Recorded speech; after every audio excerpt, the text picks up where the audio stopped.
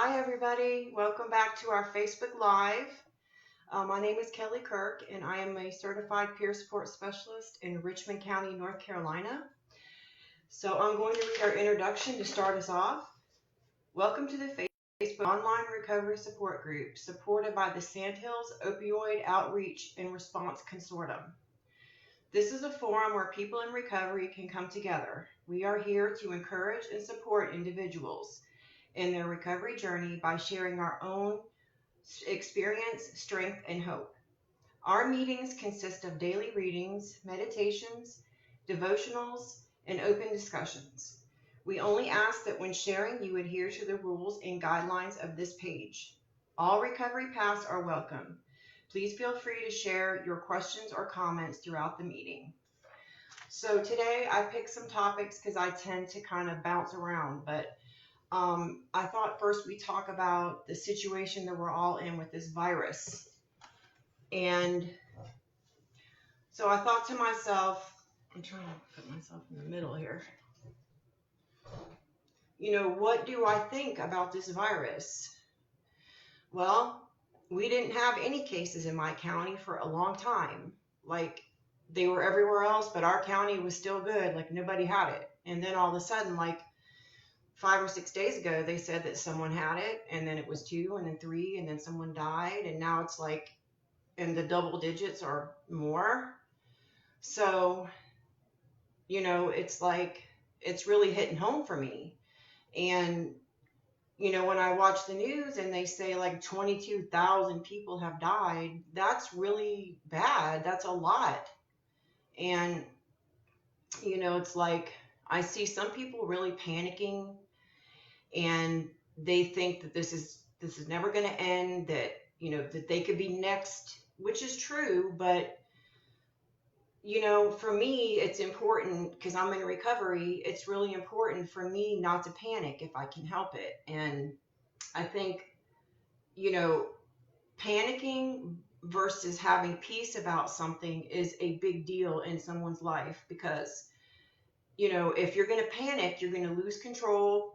You're going to assume the worst. You're going to have this feeling of impending doom, and things can really spiral out of control, and you can end up using, and if you're in recovery from addiction, you have to be really careful. And even though, your life is going great, there's going to be things that are going to come in that are out of your control, just like this virus. I mean, whoever thought that we were going to be facing this, like even just a couple of months ago? It's out of control.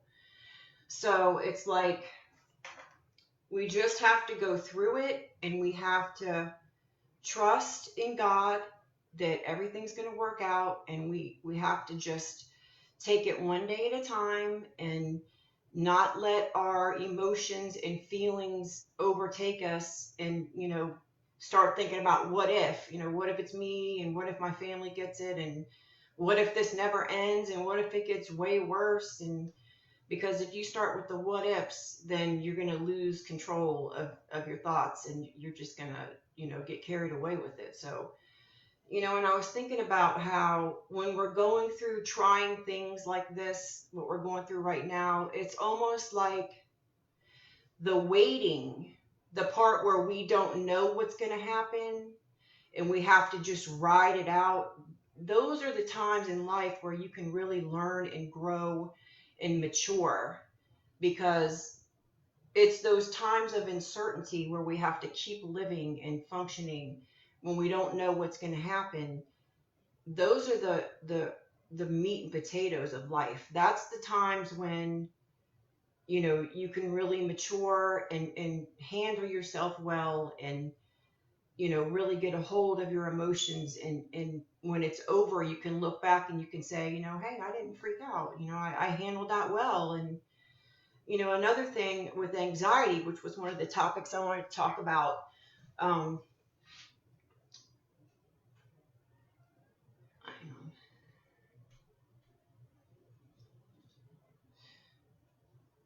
anxiety can really get the best of somebody. You feel it coming up in you. You feel your chest getting tight, you feel yourself getting hot, and those feelings can just be overpowering. So I think it's important when you start feeling those those anxiety feelings to, take a moment and try to clear your mind and just center yourself and say, I know that I'm getting filled with anxiety right now. I'm not going to let it overpower me. I'm going to center myself. I'm going to calm myself. And I'm going to think about the situation logically. And that's something that really helps me is if I can get out of my emotions for a few minutes and think about things logically, because a lot of times your emotions make things a lot worse. If you're filled with fear and you go with it, it can really take you down a dangerous path. And so, panicking is the worst thing you can do. It doesn't do any good to worry either. It's like if I think back of all the times that I worried about stuff and all the hours and days I spent fretting and being afraid and thinking about, oh my God, what if this happens? It's like that was all for nothing. Like most of the time when you worry about stuff, it ends up working out somehow. So it's like I've learned a lot of times that it's really not worth it to worry. It doesn't do any good and it takes a lot out of you and it's hard. It's hard on your body and it's hard on your family and it's just not a good thing, but it's one of those human things that are going to happen to us. So it's like if you can calm yourself and not let yourself go down to the worst case scenario, most of the time things will work out. And I feel like, we've got the best doctors, we've got the best scientists, and, I feel like the government is handling this pretty good.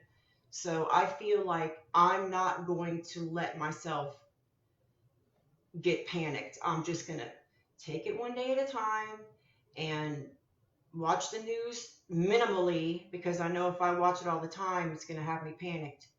So I pray about it. I know that God is in control ultimately. That's one thing that's really helped me to realize and know that I'm not in control. I have very little control over what happens in my life. So I feel like I do what I can. I do everything that I can in a situation. And then I have to sit back and wait for God to do the rest. And for me, that is the best way to handle just about everything. Just do what you can do because God helps those who help themselves. But, you do what you can do and then you let God handle the rest. That's something that's really helped me. So I see we have Amy, Sherman, and Angela. Do you guys have anything you want to talk about? Anything that's going on with you that we could discuss or anything? Any topics? If you do, just type them in there. Let's see. So we talked about the COVID virus. Again, nobody really knows how this is going to go. They're talking about, crushing the wave or whatever, so it doesn't really get out of control, and that's why they're having us stay at home. And then that's another thing that people are struggling with is staying at home because they're not used to being at home, and the kids are home. That's okay. The kids are home, and I don't have little kids anymore. I have a teenager. But I can imagine if my 3 kids were home right now, every single day. And then you've got the added stress of not being able to go out when you want to and maybe working from home and all that. And the kids are around. I mean, that can be a real stressor, so just try to take it one day at a time, find your peace, trust in your higher power, and just don't let yourself get ahead of what's happening. Let's see. I was going to also talk about what's on there? Relapsing. So I talked a little bit last time about, in my conversation last time I was talking about how some things could take you to a relapse and that you want to avoid that. But relapse, I mean, for me, I've been struggling with addiction for my whole life and I've relapsed tons of times. And I see sometimes on another recovery group I'm on that people post, that they relapse and they feel like crap and, they have to start all over again and they're hating themselves. And I feel for them because I know how that is. And, You give in one time and you've thrown away all your sober time or your recovery time, and that can be a real disappointment. And it's really easy to just like stay on the drugs again if you relapse, because you feel like, oh well, I've already screwed up, I might as well just keep going. But if you do,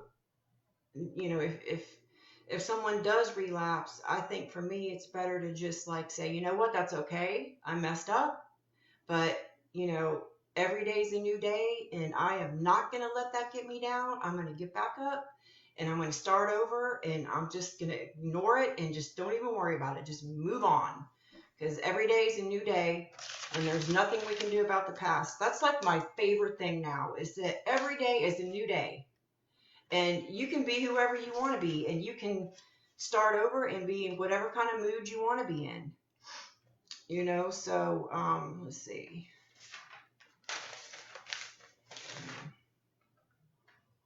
I was going to talk again about attitudes. I listen to Joyce Meyer videos a lot. I really like her. I think she's really inspirational, and the things that she says I can really relate to. You know, she's not your typical preacher. I don't know if anybody's watched her. Probably you've heard of her, but she was like sexually abused by her father as a child, and for years, and she got out of that house, but it really affected her attitude, and she thought that when she moved out that she was leaving it behind her, but she actually says that she took it with her, and that she was very harsh on people and judgmental and hard-hearted and unforgiving, because that's how her father was. And she didn't realize until later that she actually was that way, and that it was a battle in her mind to change her thinking and change the way that she reacts to things. And that's what like really helped her get to where she is today. And she said something the other day about, she said, your thoughts control your behavior. And she said, don't think that you can think about something one way and act on it another way. And that really stuck with me, because it's like everything starts with your thoughts. And if you let's say you take offense to something that somebody says to you, and in your mind you're having all these negative thoughts about that person because you took offense to them and now you're mad at them. It's like those negative thoughts are going to manifest in what you say and what you do. So she's saying, don't think that you can think about that person and then get around that person and act a different way. Whatever's in your mind is going to come out of your mouth. And that's why it's really important to think positive, like on purpose, and think good thoughts, and catch yourself when you're starting to get negative.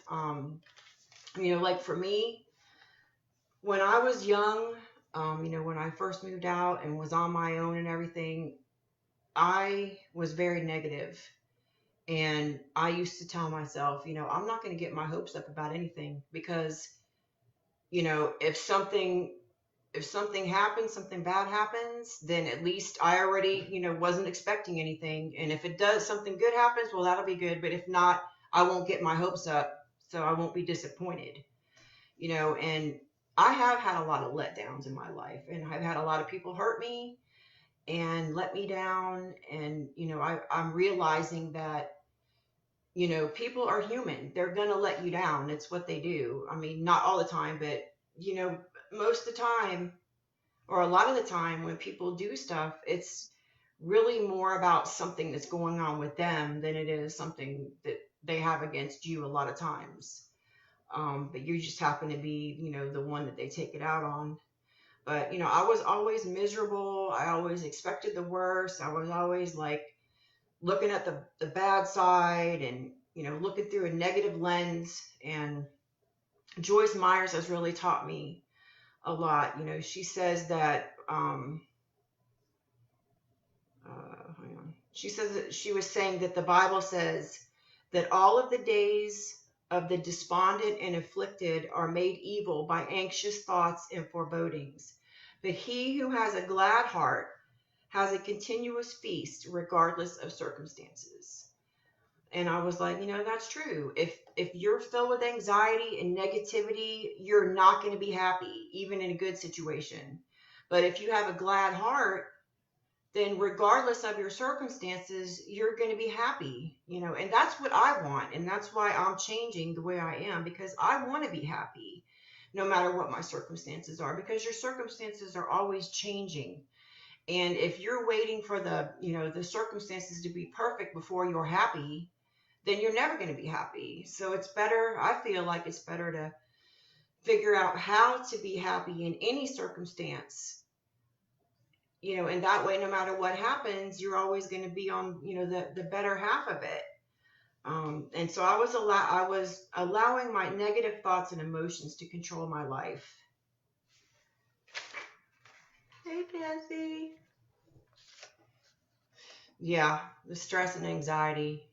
So what do you think about this virus, Cassie? You hanging in there? Okay.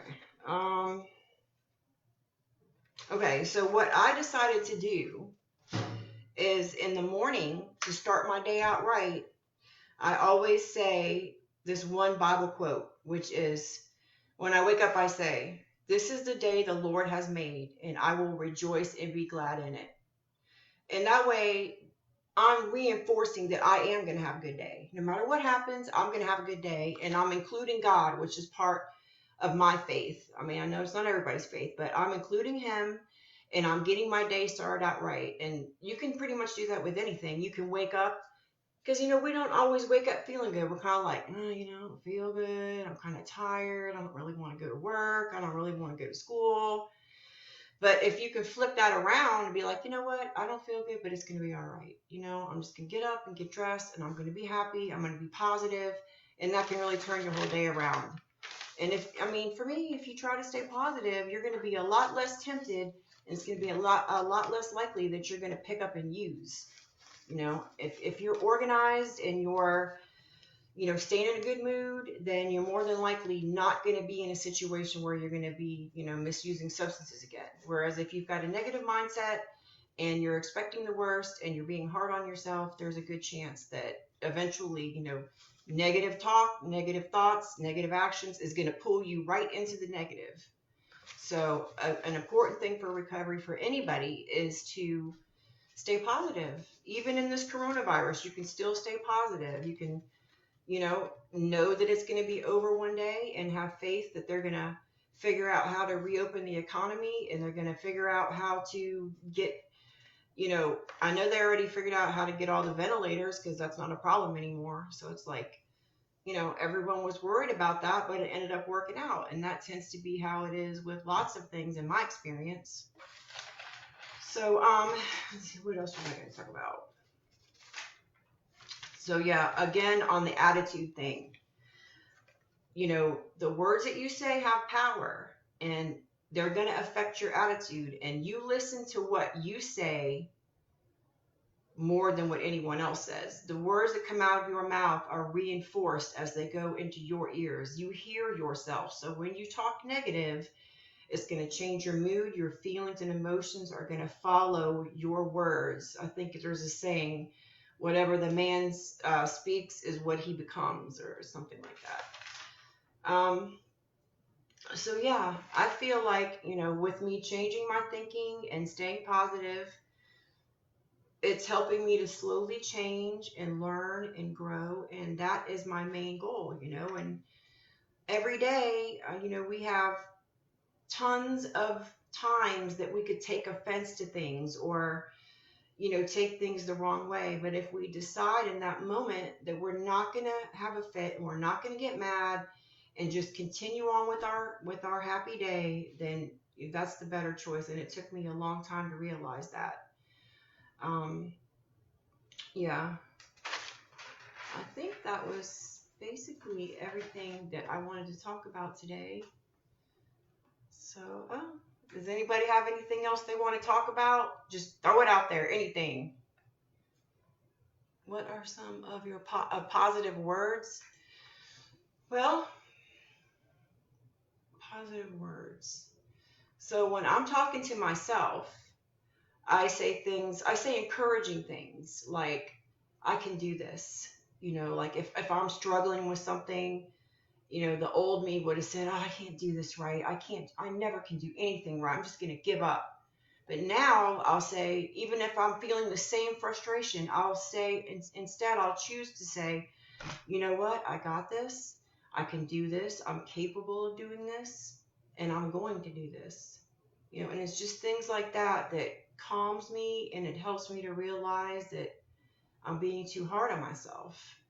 Um, Positive words is going to be excluding anything like can't, won't, never, always. You know how people say, you always say that, or you never do that. Like, avoid that because those are negatives. So anything the opposite of that,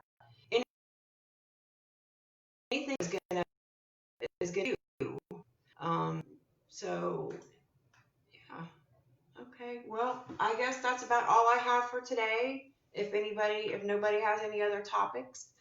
But let me remind you guys that there is going to be another Facebook Live tomorrow, Tuesday, from 11 a.m. to 12 p.m. And there's one, I think, every day of the week. If you look on this page, it's pinned right underneath the top.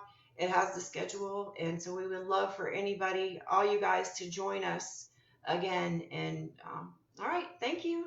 Y'all have a great day.